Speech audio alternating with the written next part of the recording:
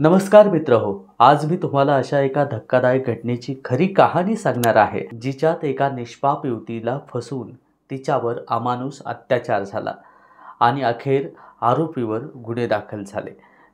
आणि ही घटना आळंदी देवाची, ज्या ठिकाणी वारकरी शिक्षण दिलं जातं आणि मुलीची वारकरी शिक्षण संस्था जिथे उभारलेली आहे, त्या वारकरी शिक्षण संस्थेतली घटना आहे।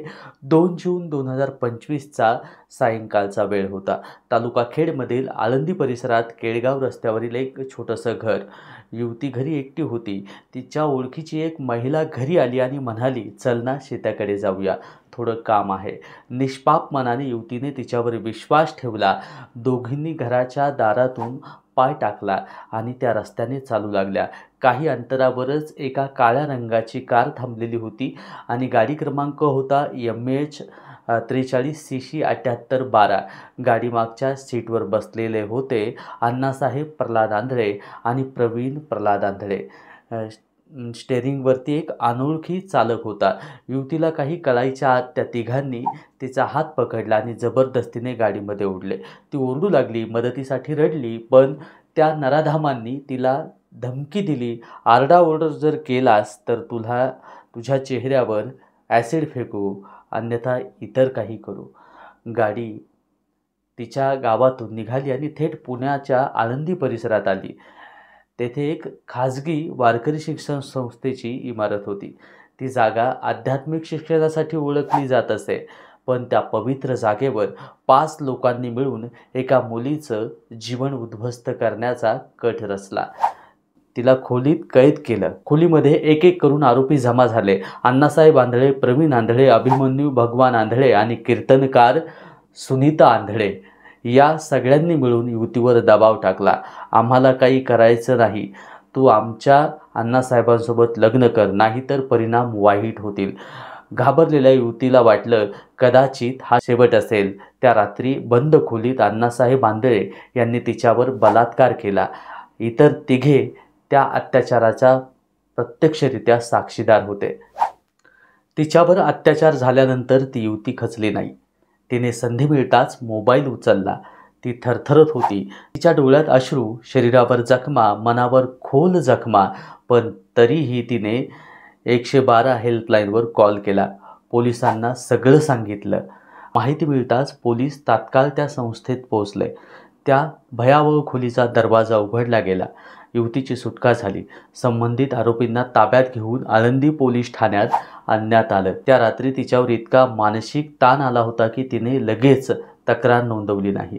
पण जेव्हा ती घरी गेली, आईवडिलांना सगळं सांगितलं, तेव्हा घरच्यांनी तिला धीर दिला। अखेर 7 जुलै 2025 रोजी शेनगाव पोलीस ठाण्यात तिने संपूर्ण घटनेची तक्रार दिली आणि गुन्हेगारी कट रचणाऱ्या गुन्हेगारांवर गुन्हा दाखल झाला।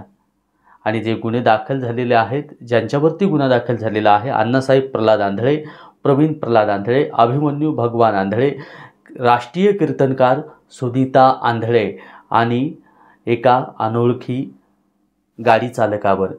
या आरोपीवर ज्या कलमानुसार गुन्हे दाखल झालेले आहेत, अपहरण, बलात्कार, जबरदस्ती, धमकी देणे, गुन्हेगारीचा कट रचणे। बांधवांनो, ही कहाणी केवळ एका मुलीची नाही, ही कहाणी प्रत्येक महिलेची आहे, जिला समाजात भीती दाखवून गप्प बसण्याचा प्रयत्न केला जातो, पण सत्याला आवाज द्यायलाच हवा। मित्र हो, अशा अमानुष घटना लपवल्या गेल्या तर आणखी किती बळी पडतील। जर तुम्ही असं काही पाहिलं, ऐकलं किंवा अनुभवलं तर तात्काळ पोलिसांशी संपर्क साधा। कुणाच्या मनातली भीतीची घट्ट जाळी फोडणं आपली जबाबदारी आहे। बांधवांनो, वारकरी शिक्षण संस्थेमध्ये अशा धक्कादायक घटना जर घडत असतील तर मुली आपण कुठल्या वारकरी शिक्षण संस्थेमध्ये टाकत असताना नक्की विचार करण्याची गरज आहे। कारण मुली आपल्या घराच्या बाहेर सेफ आहेत का, हे सुद्धा पाहणं गरजेचं ठरत आहे।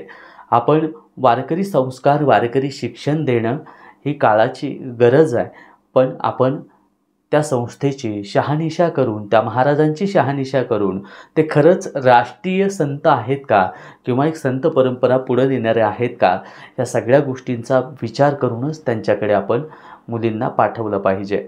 या घटनेतील माहिती पोलीस तपास व प्राप्त अधिकृत अहवाल आधारित आहे.